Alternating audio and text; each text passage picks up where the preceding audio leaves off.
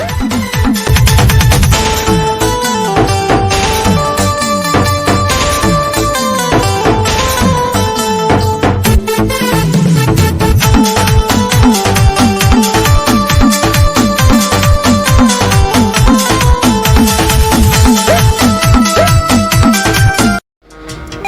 गया भोजपुरी की सुपरस्टार अक्षरा सिंह जी का एक और वायरल चैता सॉन्ग का बोल हैं कटनिया राजा जी। बहुत ही प्यारा और बवाल का सॉन्ग है। इस सॉन्ग में अक्षरा सिंह जी का मधुर आवाज़ है।